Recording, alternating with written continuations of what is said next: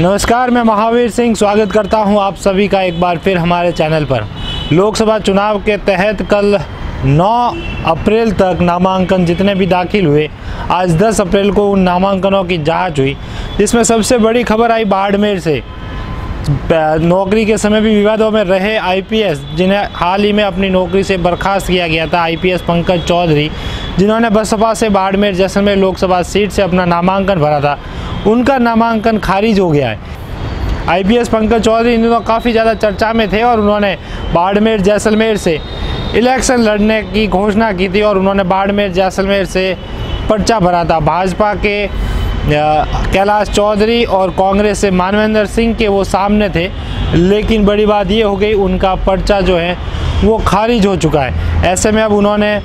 पत्रकार वार्ता की और उन्होंने बताया कि हम हाईकोर्ट जाएंगे और इस संबंध में अपनी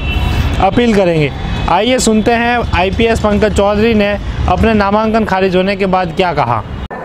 देखिए, जिस प्रकार से हाथी जो है मरुस्थल की तरफ जिस तरह से मूव किया है, हाथी ने अपनी ताकत पश्चिमी राजस्थान में दिखाना शुरू किया है, तो साजिशों का दौर शुरू हो चुका है।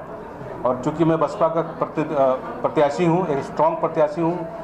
जीत लगभग यहाँ तय हो रही थी जो है,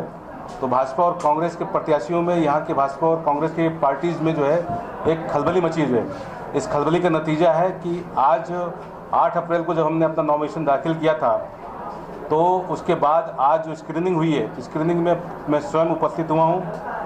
आरओ बाड़मेर के सामने। और जब स्क्रीनिंग के दौरान एक बात निकल के आई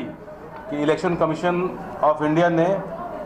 चूँकि आप सर्विस से डिसमिस किए गए हैं, तो इस संदर्भ में आपको सर्टिफिकेट इशू कराना था, वो सर्टिफिकेट नहीं आया जो है। इस संदर्भ में मैंने अपनी जो है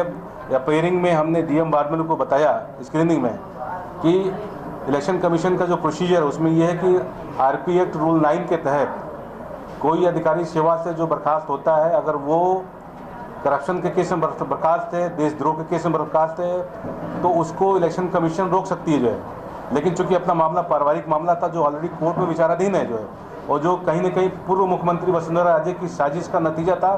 कि मुझे सेवा से बर्खास्त कराया गया था जो है, उसको मैंने चैलेंज किया है। और चूँकि वर्तमान में मैं बसपा का कैंडिडेट हूँ, यहाँ पे बीजेपी और कांग्रेस दोनों के लिए जो है नाक में दम हो रखी है यहाँ पे, तो भारत सरकार, गृह मंत्रालय, राज्य सरकार, कांग्रेस और बीजेपी, इन्होंने पूरी जोर लगा दिया। और जिस प्रकार से इलेक्शन कमीशन ऑफ इंडिया को 1 अप्रैल 2019 को 12:30 बजे में पर्सनल हियरिंग करके secretary election commission of India से मैंने सर्टिफिकेट की मांग की कि मैं लोकसभा बाड़मेर जैसलमेर से मैं प्रत्याशी हूँ, और इसमें प्रक्रिया के दौरान चूँकि मैं सेवा में नहीं हूँ, तो एक सर्टिफिकेट आपको इश्यू करना है। तो वहाँ के सेक्रेटरी ने बताया कि आपका मामला रेयर ऑफ रेयरेस्ट है, आपके ऊपर जो चार्जेज हैं वो पारिवारिक मामले से हैं, इसमें सर्टिफिकेट इश्यू हो जाएगा, ये हमारा आंतरिक मामला है, हम राज्य सरकार से हम टिप्पणी ले लेंगे और आपको हम समय रहते जो है हम डीएम बाड़मेर को ये हम सर्टिफिकेट दे देंगे। लेकिन ये बहुत दुर्भाग्य, मुझे लगता है कि लोकतंत्र की हत्या है। जिस तरह आज स्क्रीनिंग तक 10 दिन के बाद भी ये सर्टिफिकेट यहाँ पे नहीं पहुँच पाया है, इसका मतलब कहीं न कहीं बड़ी साजिश है। और इस साजिश में मुझे लगता है कि भारत सरकार, गृह मंत्रालय, पूर्व मुख्यमंत्री वसुंधरा राजे, वर्तमान मुख्यमंत्री अशोक गहलोत, इन सभी की साजिश है। इस सारे फैक्ट्स को लेके, रिजेक्शन को लेके हम हाईकोर्ट मूव कर रहे हैं। और मुझे लगता है कि